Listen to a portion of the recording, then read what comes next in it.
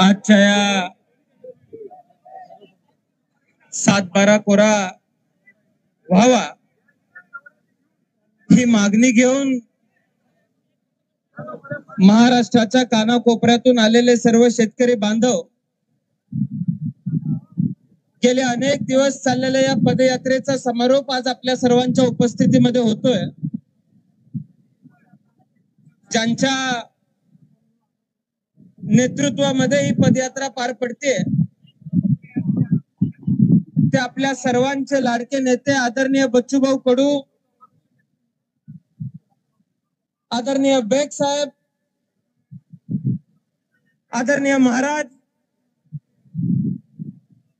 आणि महाराष्ट्राच्या कानाकोपऱ्यातून आलेले आपले सर्व जीवाभावाचे सर्व शेतकरी बांधव आज तुमच्या सर्वांचा उत्साह बघून,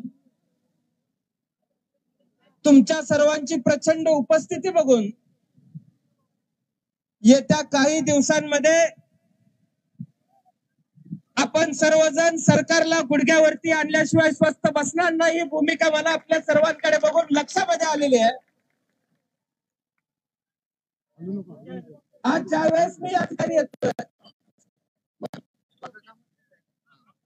महाराष्ट्रातल्या कानाकोपऱ्यातल्या सर्व शेतकरी बांधवांच्या भावना घेऊन येतोय. ही यात्रा, ही मागणी, या अपेक्षांचं होतं. आम्ही फक्त बच्चू भाऊंच्या खांद्यावरती टाकणं योग्य नाही. बच्चू भाऊ या मागण्यांचं होतं.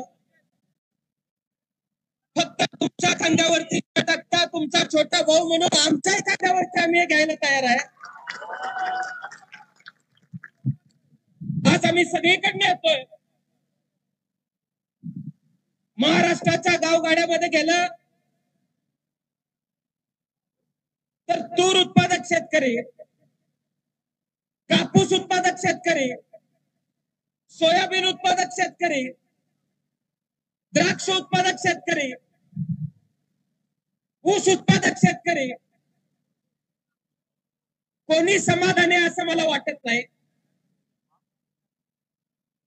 आज मी सुद्धा माझ्या वडिलांकडे ज्यावेळेस बघतोय त्यावेळेस एका सर्वसामान्य शेताच्या कुटुंबातनं ते बाहेर आलेले आहेत.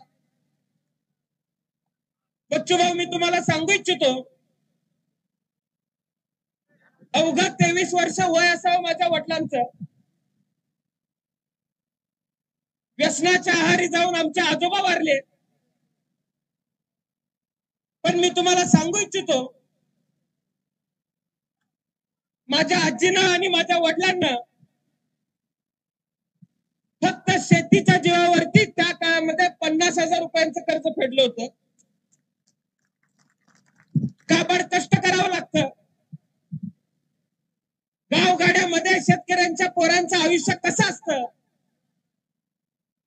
हे माझ्या कुटुंबामध्ये आम्ही बघितलेलं आहे. आज गावगाड्यामध्ये फिरताना आम्ही खाली जाऊन बघतोय. शाळेची फी भरायला पैसे नाहीत, कॉलेजची फी भरायला पैसे नाहीत. एखादी सरकारची योजना व्हावी मग आमची फी भरली जावी ही अपेक्षा. आपली पोरं जिल्हा परिषदेच्या शाळेमध्ये घातली तर चांगली शिकतील ही बाबडी अपेक्षा शेतकऱ्याची असते. बच्चू भाऊ, ज्या शाळेमध्ये शेतकऱ्याची पोरं शिकतात त्या गावगाड्यातल्या शाळांची आज अवस्था काय आहे?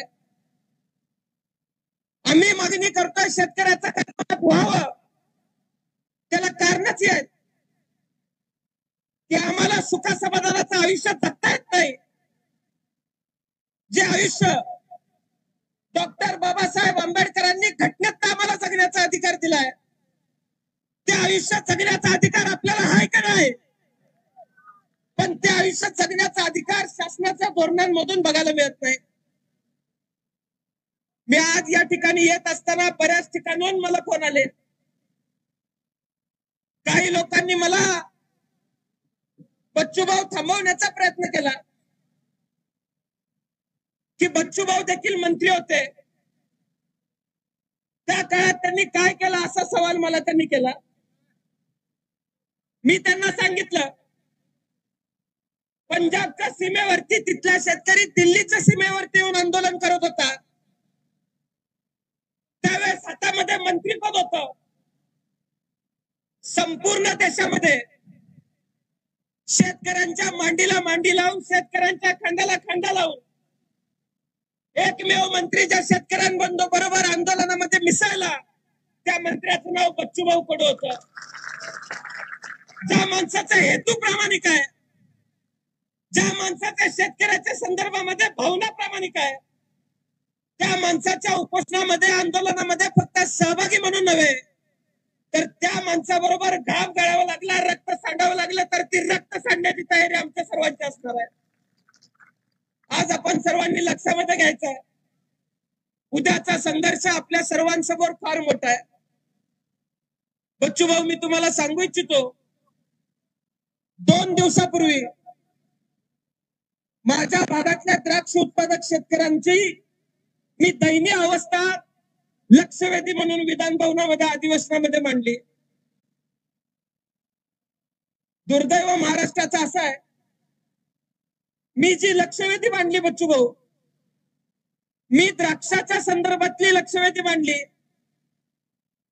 कृषी मंत्री उठले, त्यांनी मला सांगितलं उत्तर देताना की मी सुद्धा द्राक्ष उत्पादक भागातून येतो. त्यांनी मला प्रक्रिया सांगायला चालू केली. बच्चूभाऊ लोकप्रतिनिधी म्हणून द्राक्ष उत्पादक भागातून निवडून येतात आणि द्राक्ष कशी उगवतात हे सुद्धा कृषी मंत्र्यांना माहित नव्हतं. मी त्यांना म्हणलं, शासन मला चुकीचं उत्तर देतंय, आपल्याला द्राक्षाची उगवण्याची प्रक्रिया माहित नाही. मला तुम्ही दिलेलं उत्तर मान्य नाही म्हणून मी लक्षवेधीला उत्तर देताना सांगितलं, ज्यांना शेती समजत नाही अशी माणसं आज या राज्याच्या शेती मंत्री म्हणून बसलेली आहेत. आमची प्रामाणिक भावना आहे, माझी शासनाला विनंती असणार आहे, आज इथे येऊन जनसमुदाय बघण्याची त्यांनी आवश्यकता आहे.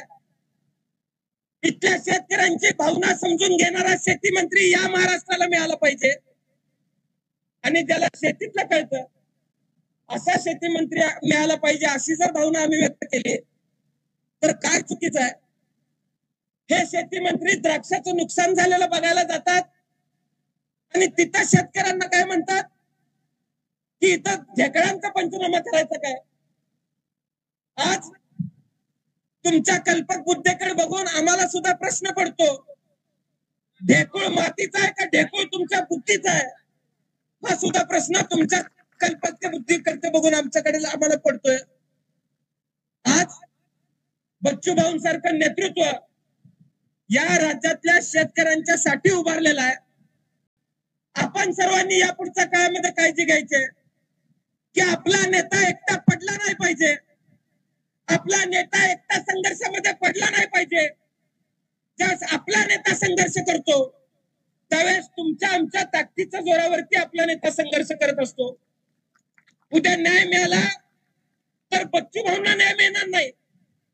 उद्या कर्जमाफी झाली तर एकट्या बच्चूभाऊंची कर्जमाफी होणार नाही. उद्या हमीभाव मिळाला तर एकट्या बच्चूभाऊंच्या रानाला हमीभाव मिळणार नाही. तो तुमच्या आमच्या सर्वांच्या रानाला हमीभाव मिळणारा, ही भावना तुम्ही सर्वांनी लक्षात ठेवायची. आणि शेवटपर्यंत बच्चूभाऊंबरोबर या मागण्यांच्या बरोबर उभा राहण्याची भूमिका आपण सर्वांनी घ्यायची. बच्चूभाऊ, या सगळ्यांच्या साक्षीने मी तुम्हाला सांगतो, या महाराष्ट्राच्या विधानसभेचा सदस्य म्हणून आणि आराराबांचा मुलगा म्हणून माझ्या शेवटच्या श्वासाबरोबर पर्यंत मी तुमच्या मागण्यांबरोबर तुमच्या बरोबर उभा असेल एवढंच आज या ठिकाणी मी सांगतो. आणि मी मनापासून आपल्या सर्वांचा आभार मानतो. खर तर बैलगाडीत आम्ही दोघं उतरलो, मला भीती एकच होती की आजूबाजूला सगळे उंच माणसं आहेत, बच्चूभाऊ दिसतील, मी दिसणारच नाही. मला सहज कोणी हात डोक्याला धरून बाहेर काढलं तर मी बाहेर पडेन.